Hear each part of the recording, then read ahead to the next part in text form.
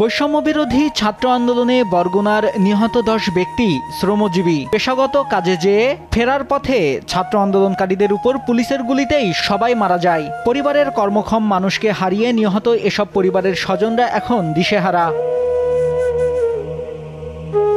বরগুনা সদর উপজেলার কালিরতবক গ্রামের মোহাম্মদ মিজানুর রহমানের পরিবার তেমনই একটি। জীবিকার তাগিদে ঢাকায় মিজানুর রহমান মিজান কাজ করতেন 8 বছর ধরে। গেল 20 জুলাই কাজ শেষে বাসায় ফেরার পথে ছাত্র জনতার আন্দোলনের মাঝে পড়েন, পুলিশের গুলিতে নিহত হন। পরিবারের একমাত্র উপার্জনক্ষম ব্যক্তিকে হারিয়ে অর্থ সংকটে পড়েছেন স্ত্রী, সন্তান ও মা বাবা। কত হাজার হাজার গরিব মারা গেছে, কই বড় লোকদের তো কিছুই হলো না। এখন যে কোনো কারোর কাছে যাই হাত পাতি, তারা সবাই আমাকে অবহেলা করে। কারণ কি, আজকে আমার স্বামী নাই, আমি বিধবা, এটাই আমার দোষ। আমার সন্তানকে কি দিয়ে মানুষ করবো, কি খাওয়াবো, কি পড়াবো আমি নিজেও জানি না। এই মেয়ে আমি কি দিয়ে লেখাবো, পড়াবো, কি দিয়ে আমি পড়াবো, কি আমি খাবো, কি দিয়ে আমি বিয়েটা দিব। আমার সন্তান মিজানুর রহমান বাঁচতে সবকিছু নিজে খাটতে করতে।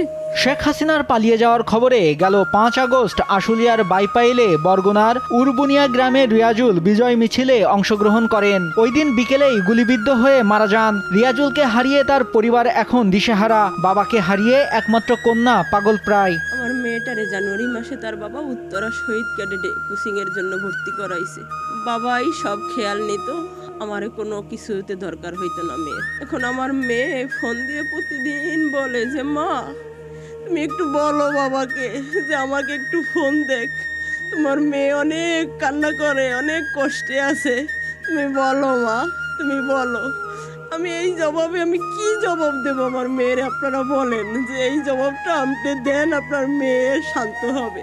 কোটা সংস্কার আন্দোলন চলাকালে ঢাকার ধানমন্ডিতে 19 জুলাই কাজে বের হওয়ার সময় গুলিতে নিহত হন প্রাইভেট কার চালক টিটু হাওলাদার। বাবা মায়ের 4 সন্তানের দ্বিতীয় টিটুই ঢাকায় একটু ভালো কাজ করতেন। এর বাইরে ছোট ভাই ইমরান হোসেন রিকশা চালিয়ে জীবিকা নির্বাহ করেন। ফলে প্রধান উপার্জনক্ষম মানুষটিকে হারিয়ে এখন অকুল সাগরে পড়েছে পরিবারটি।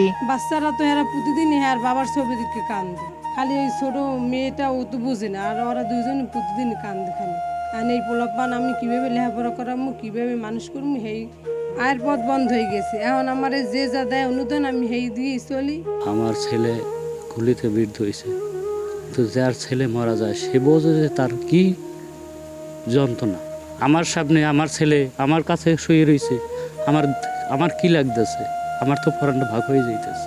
বড় ভাই থাকলে যে মনের ভিতরে যে একটা জোর, একটা বল, একটা শক্তি থাকে, সেই শক্তি তো আমার নাই। ছাত্র জনতার আন্দোলনে যারা নিহত হয়েছেন তাদের পরিবারগুলোকে সার্বিক সহযোগিতার আশ্বাস জেলা ও উপজেলা প্রশাসনের। মাননীয় প্রধান উপদেষ্টা মহোদয় একটি জুলাই বিপ্লবের একটি তহবিল করেছেন, সেখান থেকে নিশ্চয়ই কোনো নির্দেশনা আসলে আমরা সেই অনুযায়ী ব্যবস্থা নেব। পাশাপাশি জেলা প্রশাসন বা উপজেলা প্রশাসনের হাতে ন্যূনতম যে সুযোগ সুবিধাটুকু রয়েছে, যেমন হচ্ছে আমরা একাধিক যে আমাদের শহীদ হয়েছেন তাদের শহীদ পরিবারকে কিন্তু 2 দফায় হচ্ছে প্রায় 35,000 টাকা আমরা নগদ ক্যাশ দিয়েছি। আমরা বরগুনা জেলা প্রশাসন প্রথম থেকে বরগুনা জেলায় যে সকল পরিবারের সদস্য এই আন্দোলনে শহীদ হয়েছেন তাদের পাশে আছে এবং তাদের ব্যাপারে আমরা খোঁজখবর নিচ্ছি।